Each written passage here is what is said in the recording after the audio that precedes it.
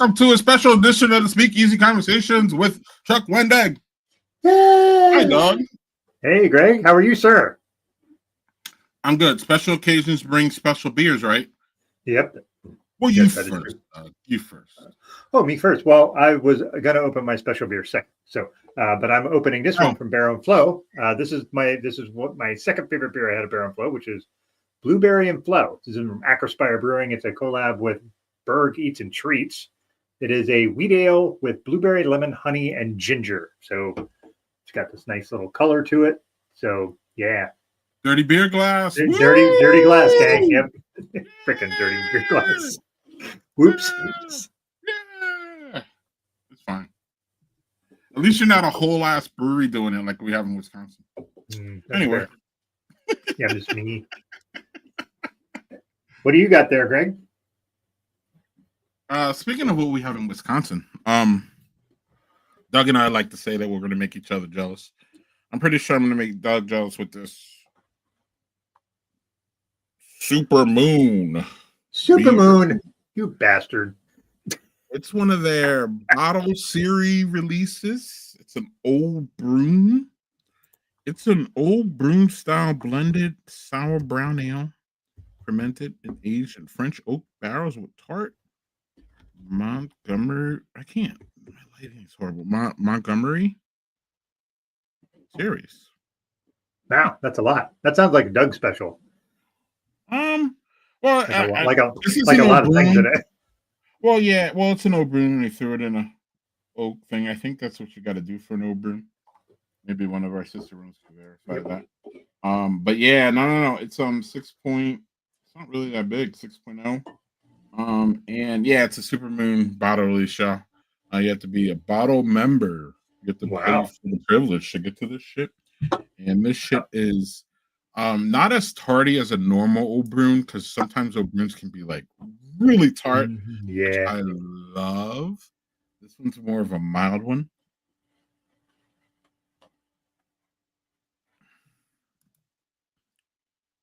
You designed a shirt for Acrospire? For Supermoon? Or Acrospire. I don't know. Maybe Acrospire. Acrospire is out of Glenshaw, PA. So that's dirty glass. Oh, he did. Remember he did do that way back then, and then we never did anything with it. Maybe we need to revisit. Maybe we should revisit that. We need to revisit that. Duh. Yeah. I was gonna ask JC. I saw that you DM'd me, but I didn't. It was a busy Friday, so I didn't get back to you. I will right after this. But one of the things I want to talk to JC about, Doug, is making maybe more of a formal logo for the SpeakEasy. As our biggest fan, one of our biggest fans, he's also obviously a designer. So maybe graphic design is his passion.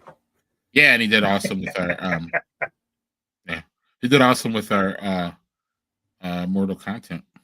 Yes, he did. So cheers to you, JC. Oh, wait, who's Kat?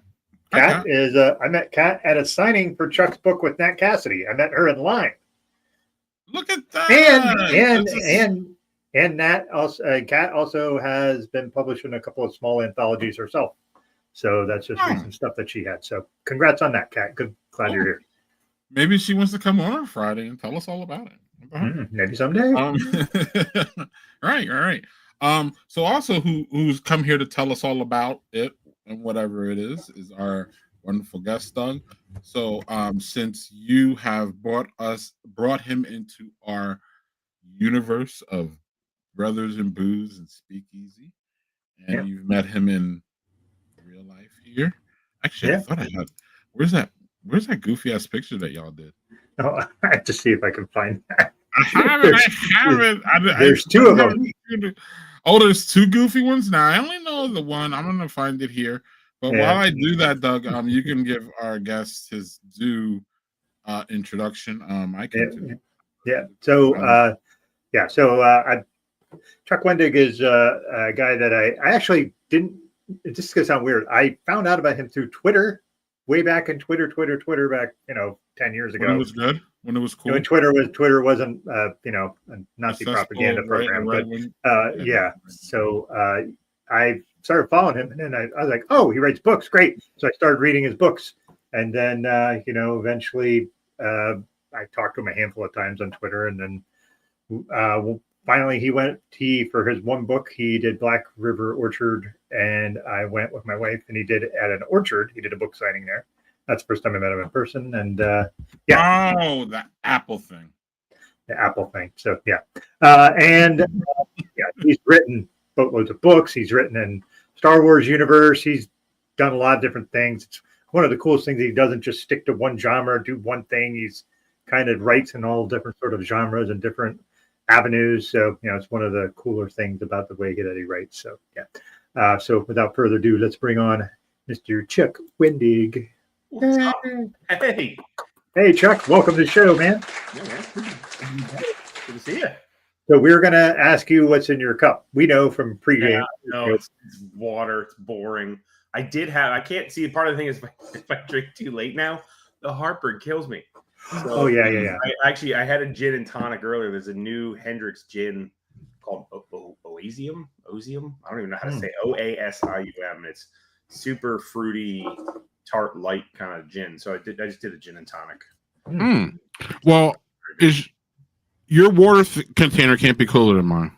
No, mine's small. It's just bean can. At least I beat out Chuck on that. I'll never be able to beat out. I'll never be able to beat out Chuck on the New York Times bestseller list, Doug. But at least I got him in water container. Doug, what's going on? I'll shut up. You first, Doug. Oh, okay. Well, I first of all, thanks for coming on. I know we had you scheduled a bit ago, and you were unfortunately under the weather, and we had to reschedule. Yeah, so I still have the cough.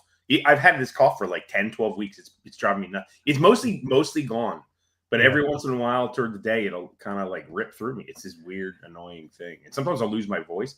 It's a mess, and it was never COVID. I know people are gonna be like, "It's COVID." I tested COVID. Times. Yes, it was never COVID.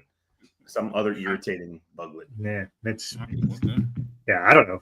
I've heard there's been, now that we're under this Maha regime, I'm sure we're going to get many more things like that come down the pipe. Yeah, something new that I just have that I'm spreading around everybody.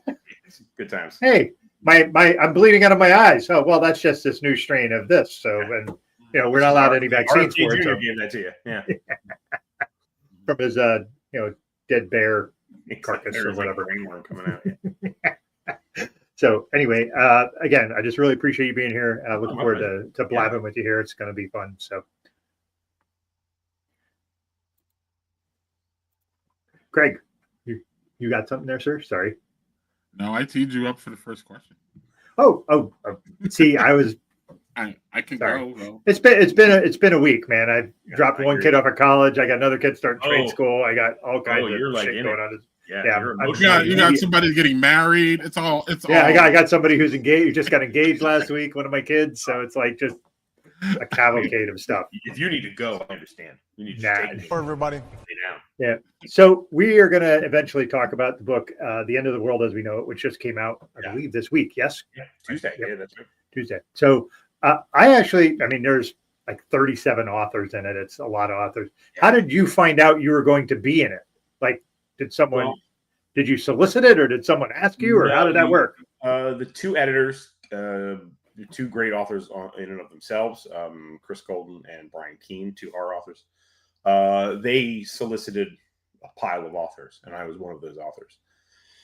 And so I pitched and then wrote this story, and it was good enough for them. And I guess I don't know how much total oversight the king himself had over it, but I guess what I wrote passed muster, and it managed to get in there. And it's just a huge honor to be a part of that sort of weird little sandbox that like I've been thinking about since I was in high school. I read that book probably 10th-ish grade, probably close to like the age my own kid is now.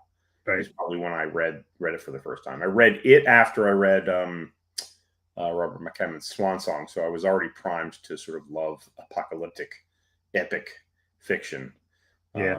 So to get to sort of do my own little thing in it, sort of set, part of the mandate of the book was like, you can pick kind of your time where you want to write. Are you going to set a story before the events of the stand? Are you going to set it during the sort of the outbreak itself, or sort of the post-world outbreak is, the Vegas is set up and everything, or like further out? So I chose further out.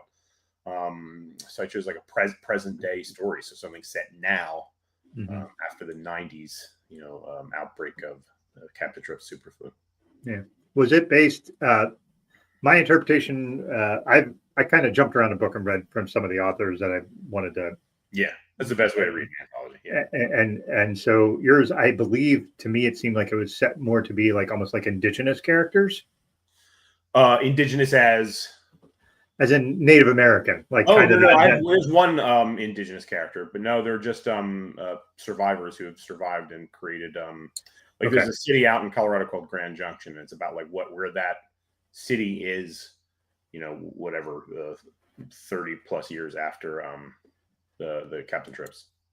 Yeah, I did appreciate using Ouray, Colorado again. Oh yeah, you're right. Yeah. I was like, I kind of want to it was like kind of a twofold thing. It's like, one, I wanted to kind of just like brush up against a little bit of that Wanderers Wayward kind of timeline and stuff, like even just some slight little like pops of that, just some flavor for that. But then also like my dad had he bought his retirement home out, not in Ouray, but in a place called Colburn, just outside of Grand Junction on the western slope there. And, he was a hunter. So I kind of wanted to write the story in a sort of a way to, he was not a reader, and we didn't always get along, but I wanted to kind of reach for him in that story just a little bit and see what I could do. Yeah, it was really cool. Like, I don't know, have you had a chance to read any of these stories in here? But I mean, you obviously read your own like probably a million times, but like, I've read a few of them so far. I was on the Neil McRoberts Talking Scared podcast, and it's a great podcast. Like dissecting some of the stories and having the authors on it. So I got to be paired up with Premi Muhammad, whose story was set similarly to mine. And actually, I think they share a lot of kind of blood, like just in terms of, while there's different aspects to the stories, and hers kind of goes in a different direction. I think there's a similar vibe to them and some similar sort of beats that I really like, that we kind of if cause a wheel, like we're on the same wheel with those stories. I really love that.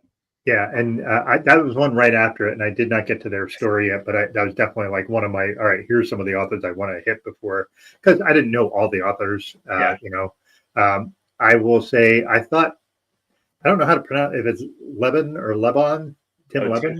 I know, I just thought it was Levin, yeah. Yeah, but he wrote one that was like set in the space station. That's right, I read that one, but and I was like, geez, that is a great idea. Just like, what an idea for that. Yeah. Haley Piper's was super interesting, but she's a great writer. So yeah. Haley's another one, like just can do anything. Like there's so many, she can take books in so many different directions. Mm-hmm. And I really just appreciate that. I never quite know what I'm getting when I read one of her books, outside of the fact it's going to be great. Yeah. It's, I don't, in terms of the plot and in terms of what it's going to do to me. Yeah. And she's like, I don't know how she writes all her books. Like she just writes scads of books. It's just, I'm jealous. I feel like I used to be able to do that. I know I can't now. Yeah. So I really like Catriona Ward's one, which was a different perspective. I read that one. I heard that's great. Yeah. Yeah, it is. Have you read the Nat Cassidy one at the? No, I didn't get to that, but he's like one of the short lists. I just didn't have time to read as many as I wanted. I won't spoil it, but I was like, the one thing was like, I was talking. Chris Golden was saying, he's like, we presented, because I got it. We presented certain rules, like you can't do this, and this in this technology, And Nat was like, he like basically just broke all the rules, and for good effect, it was like it's like pretty wild. It's definitely some Dark Towery. So if you like the Dark Tower stuff and how all the Stephen King stuff sort of has its own. I have a whole Dark Tower tattoo, so I think. Oh, nice. Amazing. All right. Well, then you definitely savor the Nat Cassidy story. Yeah, I'll have to do that one. I mean, Patreon Award was good, and a author I never read was the first story was Caroline Kepnes. Oh, the author of You, that's on Netflix and stuff. Yeah. Oh, she wrote that. Okay, well that story was super freaking creepy. That's what I've heard. I think King. I was just like, wow, what is this? This is awesome, and I really enjoyed that. And then the only other one I read so far was from Wrath James White, which is kind of like a take on a plague on the inner city, like right, and like a really populous, like oh man, that was like really nerve wracking. That was such a good story. So yeah. Any other Meg Gardner's story? If you don't know Meg Gardner, Meg usually writes like procedural sort of thrillers, serial killer type, thrillery stuff. Mm-hmm. She's great. Unsub is I think the first in her most recent series.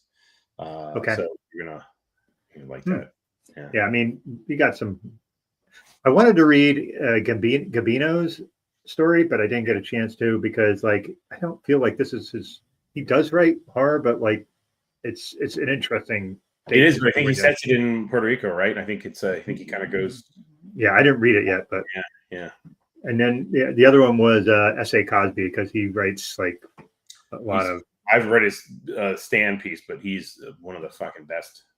Yeah, I read some of his other books are just phenomenal, but like not really set in a horror realm as much. No, I mean dark, but not horror. Yeah, yeah. So like I said, Paul Tremblay, of course, because he's just Paul Tremblay. But so, but yeah, it's a big book, folks. It's 730 pages. It's pretty big. If you're gonna write a stand anthology, I think you. I think you have to kind of be that big, right? Gotta be big. Can't do a tiny one. No. It's interesting that you were saying you read that and you also read It when you were in high school. And I'm like, so you just like jumped like super in the deep end of give me the biggest book that you can find. Oh, yeah, and I read I read End of the Wheel of Time. Oh yeah, and so I was definitely into the big book stuff. And I said Swan Song was I think the first. It was Swan Song was the first horror novel I ever read, and that was like 900 and some page book. Yeah, I can't say I've ever read that. I read other books by that author, but not that particular book. That's one I've reread a number of times. Actually, I'm due for a reread. I've been reading so many blurb books recently, which is an honor to be able to do. But it comes so fast and furious. Sometimes I don't get a chance to sort of tackle my own. Yeah. So when you do blurb books, are you more reading it or are you more skimming it? Like I read it, but it's a fast read. It's not as good of a read as I would really like it to be. Okay. Because, first of all, I am increasingly a slow reader. Yeah. I don't burn through books like I used to. First of all, I like to take my time with it. Like, I think we'll talk about it a little bit later, but I'm reading ML Rio's Hot Wax coming out soon. I'm doing an event with her here in Doylestown. And I'm trying, like, I know I need to get through it, but I'm like savoring it because like the prose, not even just the prose, but the character work in the book is just perfect. And I want to like kind of like nest over it like I'm a bird with eggs. Like I just want to like sit on it for a while and be like, I want to really enjoy this. But I'm like, I also have to read the book so I can do an event with her and be like, I have to ask her questions. So so it's that mix of like same with like blurb books. Sometimes you're like, I kind of want to sit with this for a while. But a lot of the unfortunate blurb requests come in and they're like, can you read this in like a month or two? And you're like, well, I have 40 other books that people have asked me the same thing. So it's impossible to blurb them all, but you're just trying to kind of like figure out what's going to hit and what clicks and have I blurbed them before, and then they don't become a priority. Nothing personal to that, just trying to find new authors, new readers for those authors. Yeah, I've not heard of ML Rio. Again, there's a million different books and authors to read, and that's the problem, is trying to like find things like I can read. I mean, for me, like I read a bunch of white guy books So I don't want to read books by more diverse folks. Yeah, you know what I mean. It's definitely if you could start anywhere with ML Rios, her last book was a novella called Graveyard Shift, and it's sort of like kind of a mystery slash. You don't really know if there's anything supernatural happening. It's not fully horror, but it has a horror mean about it. And again, the character work in that, it's worth it for the character work alone, just sort of vibing with these people who are like up really late trying to figure out like this weird mystery of a graveyard and some rats and some other crazy stuff. Some rats. Yeah. Yeah. So, all right. Well, I'll have to put that on my list. Like my TBR is just. Yeah, mine's out of control. Out of control. Like I have all those books back there, and that's not even, that's a very small book. And I've read all but one of them. I didn't finish. I didn't start Vanishing Daughters by Cynthia Palaio yet. Oh yeah, that's great. I actually have that on my bedside table. Like if I move my here we are. Like that's just like books that have come in the last like couple weeks. Jesus. Listen, I love to read. If that had to be my job, I'm not sure I would enjoy it quite as much. Actually, gets a little stressful. Like when I was a kid, if you told me like, hey, you're just gonna get like books are just gonna like come to you. They're just going to show up, and some of them you won't even know that they're coming, and they're going to be great books by awesome authors, and it would feel like a dream, and it is still a dream. But sometimes you're like, Jesus, another book. Oh God, I don't know where I put this one, and I don't read ebooks well. Like I do if I'm traveling. Well, but otherwise, yeah, I am very much a give me a book in hand, but I get the traveling. While that would be easier, is to have a series of books at hand. So I guess like I was going to ask you a question: do you read one book at a time, or do you read multiple books at once? But I think the answer is kind of clear that you one at a time, one at a time. But yeah. So sometimes I can read like a comic, in like a that's fair because that's a different kind. That's almost like it's reading, but it's a different kind of reading. Yeah, it's a different part of the brain that's grabbing. Yeah, for sure. So let's talk a bit about this book, your latest book, Staircase in the Woods. Oh, yeah. So give us a bit of a lowdown on that. I read it, obviously, but I like to give us your summation. They kept a pretty brief description in the cover copy, so I usually just kind of go with that mostly. It's like you got, in the 90s, you've got 5 teenage friends go camping.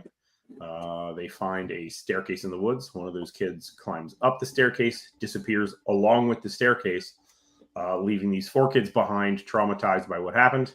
And then, fast forward to present day when these 4 sort of broken adults discover another staircase. Yeah. I like the idea of the concept of like this happened when they were kids and they're coming back as adults, and it's not like, that's not a concept that is new, but like the idea of like bringing the characters back and it comes down to characters, right? I think if you make good characters, the main type A girl name is escaping me. Yeah. She comes off as just like really fucking unlikable in so many ways, but that makes her compelling. And that's the thing is like if you make good, compelling characters, you can take, tropes are there for a reason. They get written because they work. I wanted to kind of start with like, 4 relatively unlikable characters, but that are interesting enough that hopefully by the end, you may start to like them, or you start to at least appreciate them, or know where they're coming from, and kind of rooting for them regardless of their complete hot mess status. It's true. And I will say the ending was not something like when you started getting towards the end, like where it takes the turn, and I was like, oh, I didn't really see that coming, and I'm let's go. And the funny thing is, I'm the kind of person, like if I read or if I'm watching something, I don't try to predict what's coming next. I don't want to figure it out. I am. That's all I do. I can't help it. My wife is the same way. She's like, oh, this, and I'm like, stop doing that. And she's like, I can't. And I'm like, well, okay, then keep it to yourself. Let me go on the journey. That's sort of one of the tricks for me, and when I really know it's like a book I should blurb. If I'm reading it and like I'm not thinking about where it's going, it means I'm like too taken in by it to be thinking about the sort of how the sausage is made. I'm just enjoying the sausage. And so that to me is always a sign of like a great book that's like I'm just sucked into it and I can't help not think too deeply about it because I just want to be ahead of it. I just want to keep reading. Yeah, makes sense. Greg, you're back. What you got, man?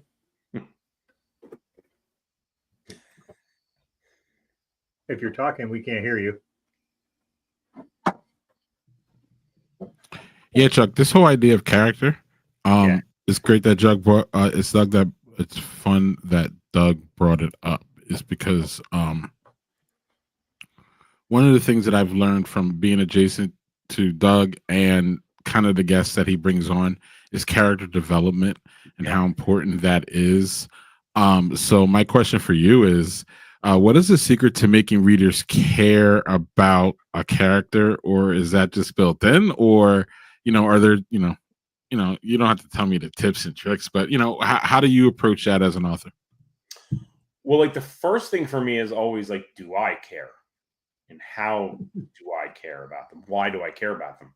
Which usually means sort of giving them like, I always say like storytelling is ultimately there's someone who has a problem and something is stopping them from solving that problem. Like they have maybe a solution for it, but the solution is presented, with a number of obstacles. And sometimes often those obstacles are other characters who have different problems or the same problem, and they're all kind of working it. They're perpendicular and parallel paths to each other. But sort of like trying to find those things that are relatable and understandable and things that sort of are, I think it's important to make people think, but I think it's first important to make them feel. And so it's why, like, I always say, like, with like the first two Star Wars trilogies, it's like the first one is like Luke is a bored kid. He wants to get off the planet, wants to find purpose for his life. Han's got debts. There's a princess who's been captured. She's on the run. She's out of her depth. This is just understandable. Sort of, you kind of get it. And then like, the next trilogy is like trade federations. And you're like, did you just say trade federations? Like, I don't, it's not that you can't tell a good story there. And honestly, the prequels ended up being kind of politically really relevant, like way more relevant than I think we maybe anticipated that they were at the time. And I would even say the newer sequel sort of has a surprising amount of political relevance. But to start with, it just doesn't feel like that same kind of like, I get it, man. The emotional allure of these characters is not as clean because they're sort of mired in this like weird galactic capitalist dispute. And you're like, yeah, I mean, that you can get into that, and there's definitely a way in, but like mythologically and sort of pop culturally, you want to cleave to more things that are like love and betrayal and these sort of like, core feelings for people. So that we all immediately relate and understand with what we're seeing.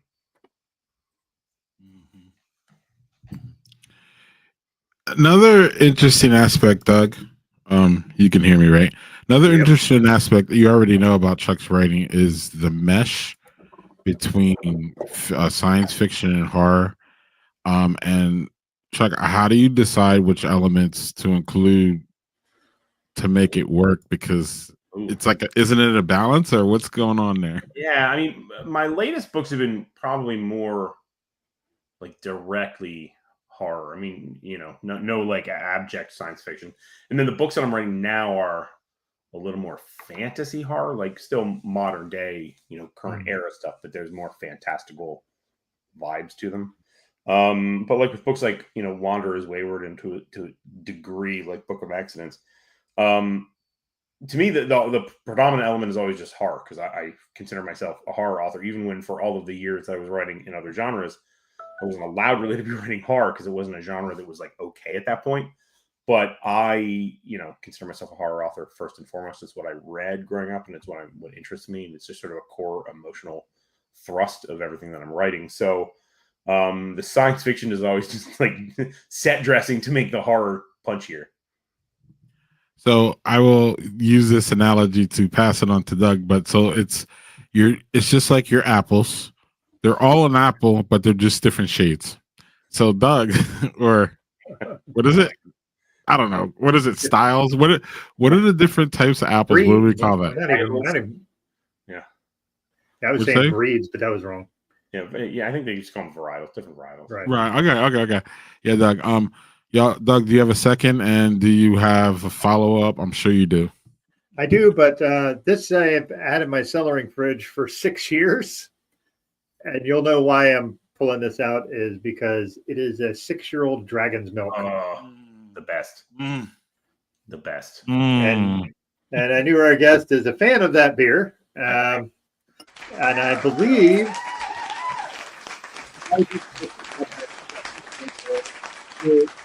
that was, well, how I knew about that early on was that I think you wrote about it in Zeros. Yeah, that's right. Wow, that was a pull from the archives there. I was not sure I was right there. I know. It Yeah, feels Chuck. like it shouldn't be, but damn. While Doug pours that, tell us about your love of this beer. A love of what's that? The love of Dragon's Milk. Yes, the spear. I was like, my love of the spear. What does that mean? Dragon's Milk, man. I don't know. Where did I first have it? It might have been at Gen Con one year, which tracks. Man, it's just like one of those like most appealing, velvety, delicious beers, man. It's so good. Yeah, that's good. Yeah. I was worried because 6 years is a long time to age a beer. Yeah. And for a period of time, I had that laying sideways in my cellar and fridge and got yelled at for it. But thankfully, that didn't cause a problem. Doug, what was that again? You flashed it. Was there any variants in it, or is this straight? No, this is straight Dragon's Milk. This is not any variant at all. I do have another one that's in my cellar and fridge that is 5 years old, 1 year younger than this. That has a variant that has I think that was the banana chocolate one, which I imagine if I open up, there's going to be 0 banana and 0 chocolate in it. And to surprise of no one on the panel here, that beer aged well. So yes, it did. Yes, it did. And I like I said, it's one of those things like when you I sell a beer and I just do it for fun, but it's a roll of the dice. Sometimes that shit ages well. If it's just a straight bourbon or barrel aged beer, you're probably in good shape. Probably gonna be fine.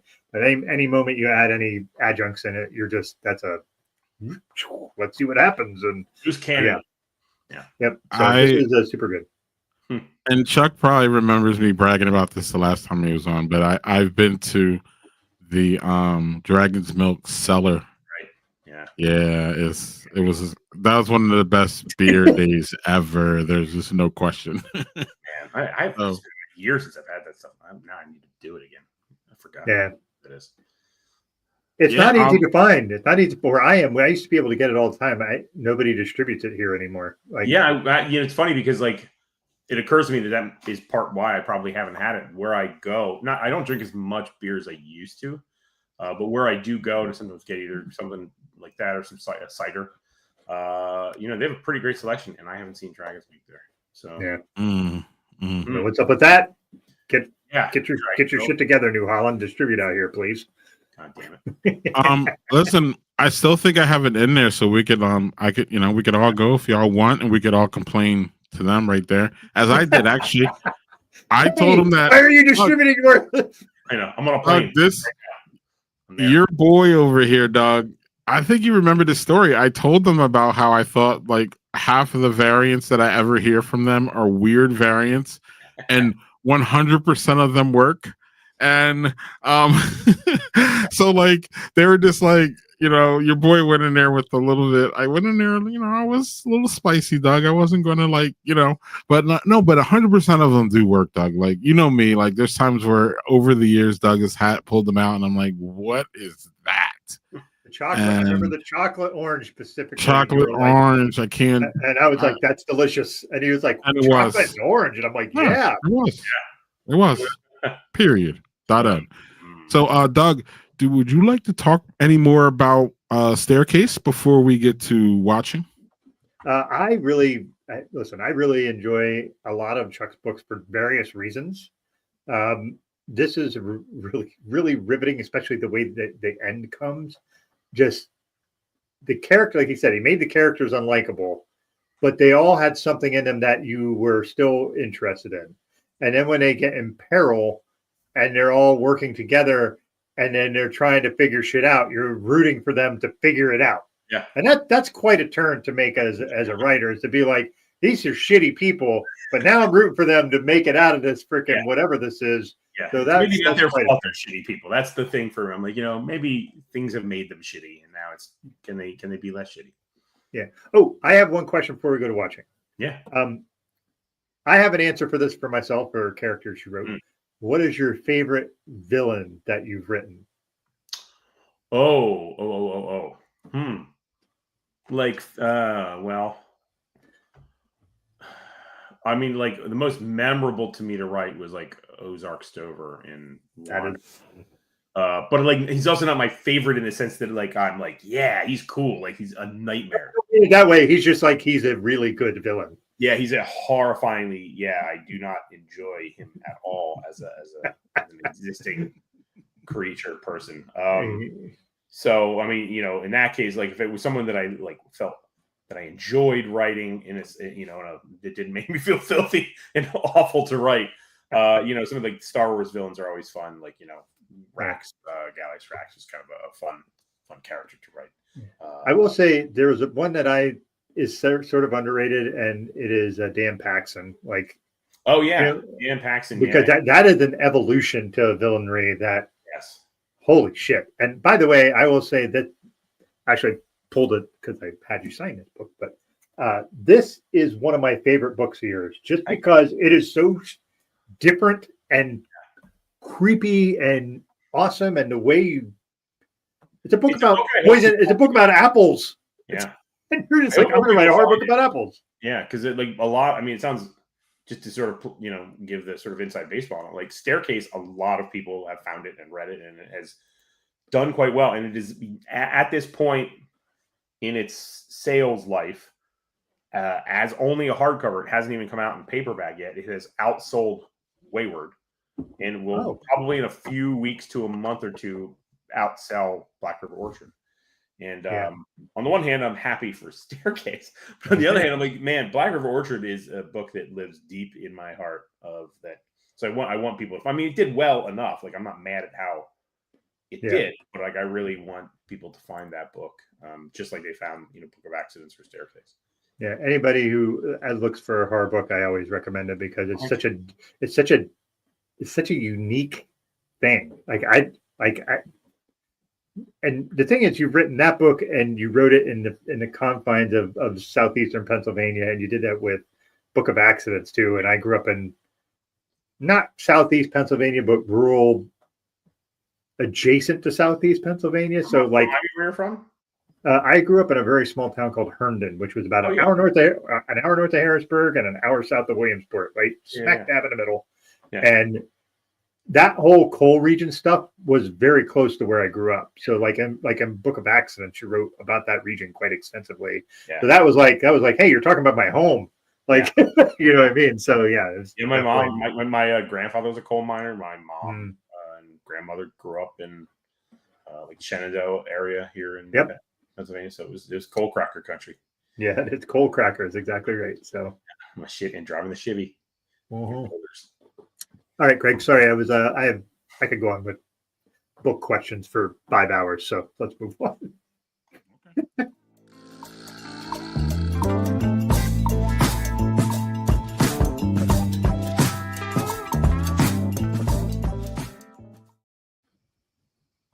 Yep, agreed, Kat. Thank you, Kat. Chuck, you're watching this and you're entertained. Yeah, I am entertained. I've seen some people not be. And you know, that's fair. Like, on the one hand, I think people should like and not like what they feel compelled to. But I'm also like, if you like alien stuff, how do you not like this? I don't understand. It's really cool. It's very, you know, there's been a lot of bad alien stuff, and this is that. And I like even the bad alien stuff. I will watch it all. It's a delight, even when it's not good. But this is actually fairly good. I mean, Noah Hawley has pedigree with Fargo. Like, he knows how to put this stuff together, and it's compelling. It's like, you know, knows how to focus on the alien as being what the alien needs to be, but also like that whole hyper capitalist corporate eye stuff. Like, it puts that all together, and it's like, it works for me. So, and my kid's watching it with me. And that's cool. So yeah. Yeah, I really dig the hyper capitalist. The Earth is divided into 5 groups that that corporations own, and I'm like, we're kind of starting to live that right now. Yeah, so like, a bunch of trillionaires instead of billionaires. You're like, we're heading there. And I like that the idea of everybody's racing to find a way to immortality. and I just like the concept. It's just a different take on Alien than I've ever seen. Yeah, but it's still touches into like even some of the stuff while it's sort of revising some of the stuff or some of the stuff at the end of Romulus, just like the stuff of like, hey, we've got these aliens and maybe they're weapons of war, but maybe we're also using them to extend our life. There is that little, they're pulling kind of seeds from other alien things. It's cool to see. Oh, this sounds like one of them woke shows. Yep. Don't do that when I'm taking a drink, damn it. Like woke aliens. Yeah. No, that was I haven't seen it, so I can't make any. I can't talk about it outside of making a goofy ass joke. But so Doug talked about this before. He loved it, right, Doug?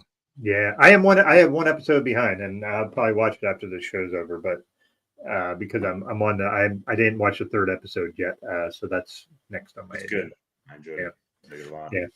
All right. Well, Doug has been wanting to talk about this, Chuck, and I don't know if you have seen it or went to see it, but I'm pretty sure you know what's going on with it. Oh yes. I've been wanting to talk to you about this. Yeah. Oh man. Yeah. The reason is I want to talk because you had a not quite hot take, but just like a sort of lukewarm take. Maybe? Well, it's so tough because so first of all, I'm a fan of The Whitest Kids You Know, the comedy troupe from which Zach Cregger emerged. Yeah.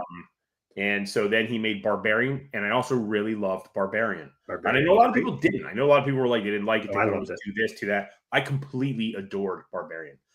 And I felt like Weapons, I was primed to love it also because I love Zach Cregger and I love Barbarian. I'm like, I'm going to love this. And all the marketing kind of worked for me. And it sort of felt like he was taking a more serious thing. And like some of the interviews with him were about, well, it's about grief of the death of my friend. And so I was kind of expecting something meatier and chewier. And you kind of did get that for like 2/3 of it. And like, I don't want to spoil it. I don't know. People here are probably watching it, but it takes such a weird, first of all, like just like Barbarian, it's kind of almost 3 separate movies. Yep. And 2 of those movies I felt are really tonally together. And then the third piece is sort of like tonally and plot-wise a huge shift. And then the very ending is takes another huge tonal shift to the point where like the entire audience I was with, and it wasn't like a full theater, but it was a pretty busy theater, like erupted in crazy laughter. Yeah. And me too. But it like also then afterward felt like weird that's how, like, it didn't feel, the laughter wasn't cathartic. And it didn't feel like a satisfying kind of laughter. Like it just felt like an absurdist comedy. And I almost feel like, this guy made this movie. And first of all, it's phenomenally directed. He is an exceptional director. And generally speaking, really well written. But I do feel like, he introduces, and again, I don't want to get too spoilery with it. He introduces sort of thoughts throughout the film, an assault rifle, something about a parasite, something about cordyceps, bullying, family dynamics. But like none of those thoughts ever complete. They're just sort of like random thoughts, like, wow, weird, right? And then he sort of, I feel like, and I'm maybe judging this guy unfairly because, again, I really love his work. But it feels like as a guy who comes out of comedy, his sort of, instead of being emotionally earnest at the end and finding the raw, earnest ending, something that actually hits you in a way that's more grief-struck and horror-based, he goes for something kind of funny. And it feels like it's not really like earned, and the whole thing doesn't come together from at the end. Like I still really liked it. And so it's like, for everything else about it, it's a movie that takes some big swings. And I will always appreciate a movie that takes big swings. Yep. A movie that plays it safe. So it's a win for me no matter how I look at it. I just kind of like wanted more to it to sort of fit together like in an emotional, thematic. And even in the plot, there were a few things like, it kind of sets up that it's like a mystery and then there's an investigation-based thing. But like the investigation and mystery are really sort of unsatisfying because like no one in a million years would investigate it this way. Like anybody who has ever lived in the world You know? The whole town would be swarming with media, and like cops wouldn't just be like, "This is all cool, see you." It just felt so like really kind of like we're just trying to tell this kind of Paul Thomas Anderson level story. Then that shifted to something else. So yeah, but I did like it. I mean, like I never want to say I don't like this movie. I really did still appreciate what it was going for. Greg, do you want to go? No, Doug. I'm not following that. Fuck that. I'll tell you, Doug. All right. So I was very surprised at how funny this was. Yeah. Because the marketing campaign is almost similar, not exact, but how Sinners was marketed differently. Yeah. But Sinners and Weapons were both sort of marketed as here's this horror thing you're going to see. Yeah. And then you get in a movie and neither of them are just strictly horror. They're horror elements. There's family dynamics. There's a lot of different shit going on in both of these movies. So, like, it's interesting that both of their marketing campaigns were like, I remember seeing the first trailer for Weapons, and I saw those kids running like that, and that was fucking terrifying. I'm like, I'm in. I'm like, they're running Naruto style. What the fuck is happening with these kids? And I was like, I want to see what the hell that is. Yeah. And I went in trying to not know anything, and I succeeded. But like, oh my word, it was just like. Now I'm going to make a comment here. My wife does some witchy sort of stuff. Okay. There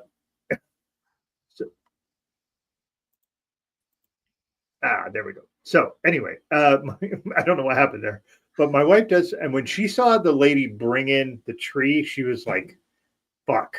And I was like, what? And she goes, they're doing it accurately, which means people are going to see that and see the stuff that I think of and I practice as bad and all that shit. And she was just like, and I was like, and that's not what it is, but you can do that stuff. Yeah. And so how spoilery can we get here? Is that are we allowed to be? Well, hey, if anybody has not seen this and wants to, mute, go away, and come back after you've seen it. I'll still try to be vague about it, but like, I think Doug's right. I'm sorry, Chuck. Doug is right. Go away. Yeah, and come back later. Like Barbarians and Weapons kind of have the same third act villain, kind of, right? They're like, it's a creepy, weird old lady for reasons like, like she's creepy and she's weird and she's coming for you, like, you know what I mean? And it just sort of felt like, well, it's just a creepy lady. Like both times they're just like, it's a monster and it's this lady. So anyway, like it just felt like, oh, all right, we're doing that again. Yeah. Well, like, it's not the same, but the same. I would like to say also that the creepy lady is Uncle Buck's girlfriend. Yeah. Just like she's really good in it. I was like, it's really good. I was like, wow, that's like not what I expect. She is so good in it. She's great in it. She's great. It just was like, wait, is that Uncle Buck's girlfriend? I was like, oh, okay. Yeah. Wife of Ed Harris. Really? I didn't know that. I know she's been in a lot of different things. Yeah. But not recently. But wow, Ed Harris. Astonishingly good in that in Weapons. Yeah. So anyway, yeah. Sorry, that was my. That's like I was so surprised that she was like the evil lady. I'm like, what? Also, Benedict Wong's character. Yeah. Fucking A. He was so great. So good. I did feel like it kind of did that dirty, right? Because like the kids are gone. You don't know if they're dead or alive or whatever. But like, so the first time you really see the sort of concept of the weapons, it's like the nice, sweet gay couple. And he's like, I think one of the only diverse people in town, right? He's like one non-white guy. And he's like, well, this is going to go poorly for you. You're not white. Yeah. It's just like, we could have maybe not chosen the gay Asian guy to be the first real like super victim of this situation, but all right. For sure. Sorry, Greg, I stepped on you there. What were you going to say? No, we're having a conversation. It's all good. So Weapons was, and I'm with Chuck. Overall, at the end of the day, it's a win. And it was a win for me because I was just encapsulated into the whole story. I bought in. I was like, hold on, because it covers my face. I was bought in, and we'll do this. I was bought into the whole story. I was encapsulated. At the end, I did leave a little bit like, wait, what was that? Wait, where was that? That's fair. That's But fair. like, I still didn't feel like that I wasted my 2 hours or whatever. I felt like I was entertained the whole time. It kept me like in the whole, like, it kept me in its grasp, if that makes sense. Meaning, like, I always wanted to know what the fuck was going to happen. What is this? And then the creepy old lady part was funny because she was really good, actually. Yeah. As far as the creep came out of her. And that's of course directly right to Chuck, but like that was also, there's acting, there's a whole bunch of things that have to go into whatever that thing was. And it was like, it really made you like spine tingle. So Weapons is fun, y'all. Weapons is fun. It's not, nothing is perfection. No, I was surprised. Yeah, and I'm surprised at that 94 and 86 actually. I understand it, if that makes sense, but I'm still like, wow, I did this. Doug was all excited about it, after we saw it. We're both like, oh my god. Doug's like, I gotta talk about it. So we couldn't for some reason do it last week, so then we're like, no, let's do it this week. So then I knew Chuck had an opinion, and that's why I wanted to hear, because it was definitely different, and I wanted to hear it because my opinion is different, and that's what I wanted. So then I took that number like a week ago. So maybe it's come down a little bit, but at the same time, not many people have been seeing it as much. So it probably still hanging in the 90s. Point is this interesting that people have a really, really, really positive perspective of the movie, and I think it's because of the things that I said, and some, of course, some of the things that Chuck said, of course, probably all the things that Chuck said, and none of the things I said. But I just think it was just gripping, and it's got you like, and it just kept you along.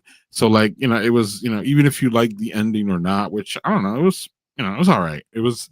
I'm with Chuck though. There was a level you left. Yeah, you left like, wait, there's something here. Yeah. It was good, but there's something, but it was good. And then the young adult that I went with, like completely, I wouldn't say completely hated it, but he just did not like it at all. Yeah, it didn't work. He just didn't think it fit all together, and he was just like, nah. But the same young man loves Sinners, so then they're different, of course. They're definitely different, but they're also in that same horror, apples, IPA thing where there's so many genre, like you know what I mean. There's so many different IPAs. There's IPAs that you can't even taste the hops in, Doug. You already know. And then there's IPAs that like Doug just wants to, destroyed. Yeah, Doug just wants to lose his damn mind. It's too many hops and shit. Even the only thing that Doug cannot tolerate is like, as far as beer goes, when it comes to too many things, it's IPAs and hops. Other than that, you can give Doug like 700 things in a beer and he'll drink it. Yep, I'm gonna be on too many hops. Like the thing when you drink it, and you're just like, all right, I can't eat anything for the next 5 hours because I'm not going to be able to taste anything. All I have is hops in my tongue. Yep. Mm-hmm. Yeah, it's like burned you. Yeah. All right, so we have a few more here watching, and then Doug, you have something to wrap us up with. So this ended it ended for me and started because I ended my binge. It took like a week to do this one, Doug. The last time we talked about it, I had just started, but I just finished the binge. It was really good. It's fun. It's weird. It's quirky. It keeps you kind of involved. It keeps you kind of in the seat because it's just so weird. So everybody, one of the things I see about this one is John Cena.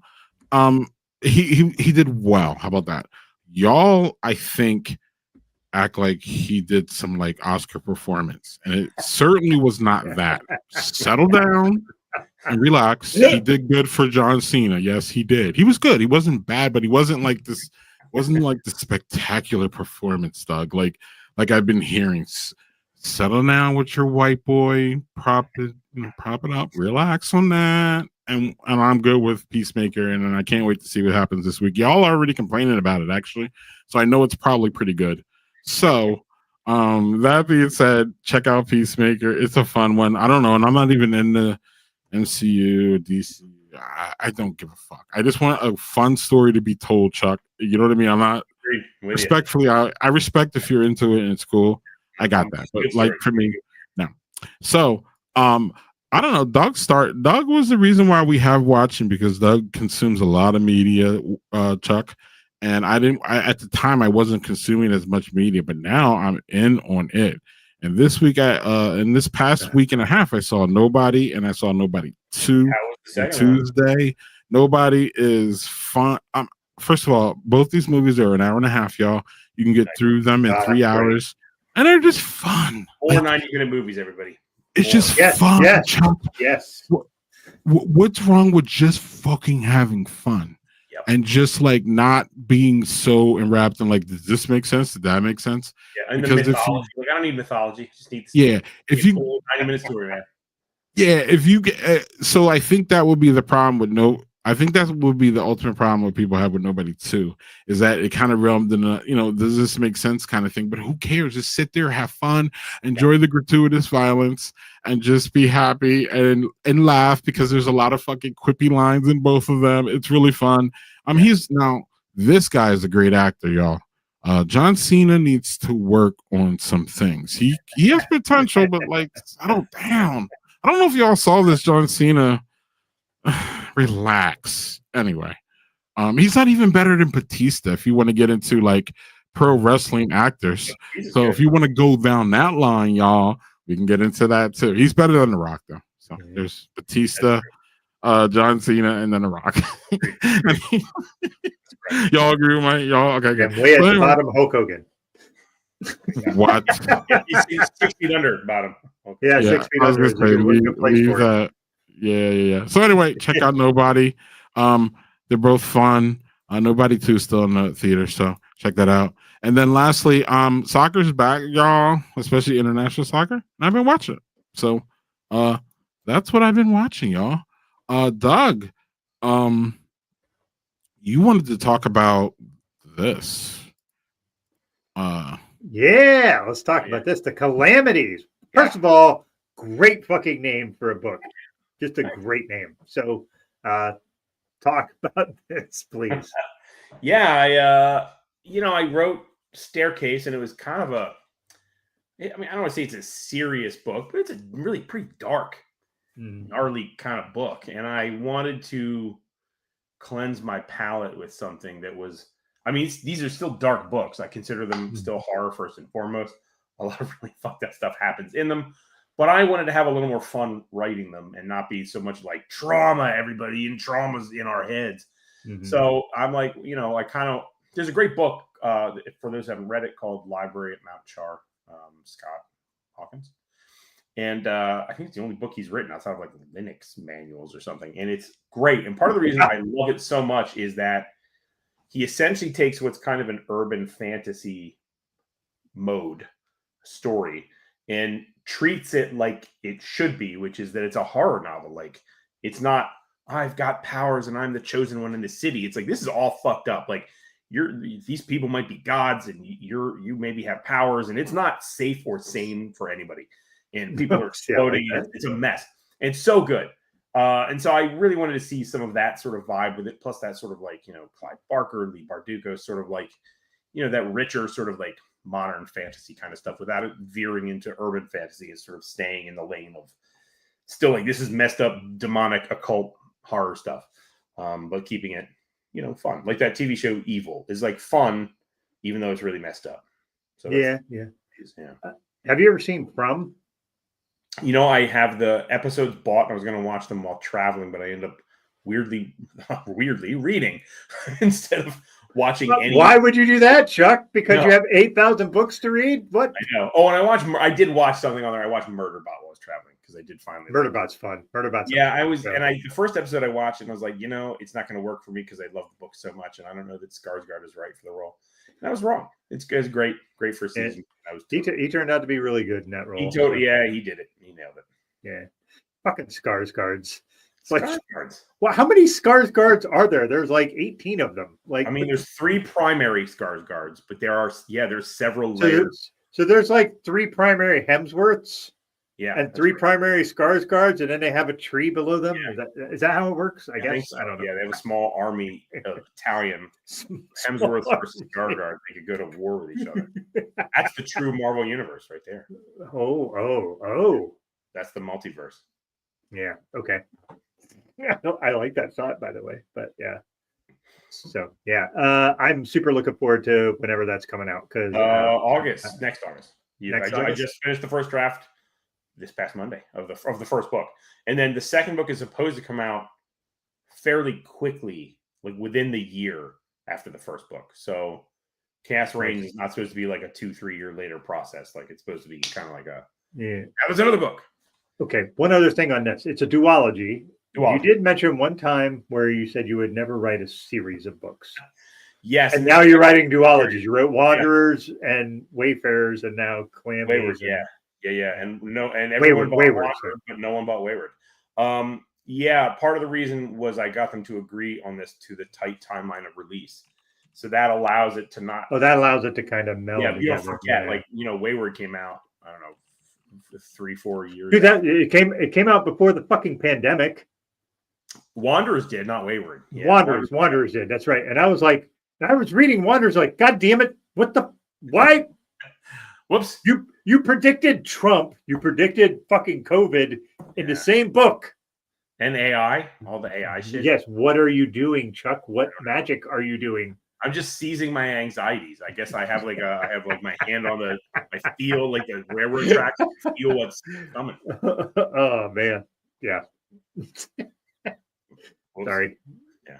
That was a weirdly prophetic book.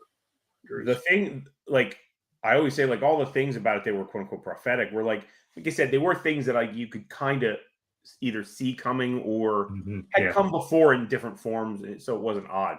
But the one thing that freaked me out was like, in Wanderers, there's the AI Black Swan predicts the pandemic before it happens, and then when COVID hit, there was an algorithm called Blue Dot that predicted it like a week before the first case, and I was like, oh, I don't like that at all. Like it's no, that's too close to on Blue Dot, 2 colors, and then also 2 BL fronted colors.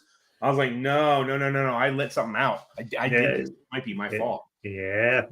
When the time comes and you go off and you meet whatever maker it is, and they're like, hey, how did you know that was like, I didn't. What are you doing?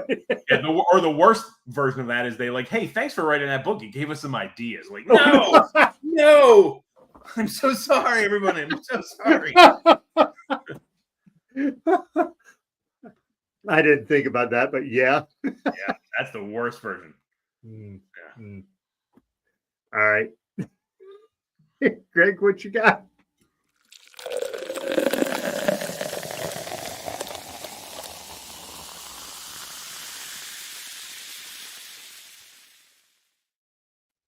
I had this nice old brew from Supermoon Brewing Company and from Milwaukee. It warmed up really nice too. I just wish it would be a little bit more tarty, but I understand when y'all don't make them as tart as can be. Doug, you had 2. I had the Acrospire, which was the blueberry and flow, wheat ale with blueberry, lemon, honey, and ginger. This is super refreshing, very good, like a lawnmower style beer, very tasty. And then I had my 6-year-old Dragon's Milk. That's just superb. I don't know what else to tell you. This is really good. And I had a better water bottle than Chuck Wendig. So hey, we're going to make that noted. We're going to note that for the record. Put it in the books. Okay. I'll send you a sticker. And Chuck even conceded, so it's not even a question of what happened. So you can beat somebody to death with that thing. This is I just injure him. But there's no question that Chuck Wendig is a fun, amazing, insightful guest, right, Doug? And we thank him for being here. Yeah, thank you, Chuck, for joining us. Really appreciate it. My pleasure. All right. Next week we have football talk, Doug. We're going to talk Shador Sanders. We're going to talk Trevor Lawrence. We're going to talk Caleb Williams. Don't, that's my team, and I don't want to talk about that. Travis Henry. And we're going to talk gaming and beer with Matt Clark. Doug, that's next week. That'll be great. We haven't had Matt Clark on in a while, so that'll be fun. Nah. But thanks, Chuck, and we'll talk to you in a minute here after the credits roll. Yeah. But thank you for coming on, and we'll hopefully we can have you back. Chuck's book. 5 books, right? I'm sorry, Doug. Hey, again, before we go, which one? Where can we find your books? Oh, I mean, really anywhere books are sold, but my website, terribleminds.com, will give you some of that, or just looking up at any indie bookstore. I should be there. In theory, I should be there. In theory. My bad. Yep. So cheers to that. Amen. Yeah. All right, Doug. Got everything? We ready? I think we're ready. All right. Thanks everybody for joining us. Chuck, again, thanks everybody. Cheers.